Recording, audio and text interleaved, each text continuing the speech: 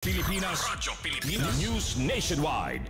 Balita naman sa Ibayon Dagat, isang lalaki patay at 6 kataong nawawala matapos lumubog ang isang luxury na yate sa Sicily, Italy. Mula sa Radyo Pilipinas World Service, narito ang balitang hatid ni Jay Arevalo.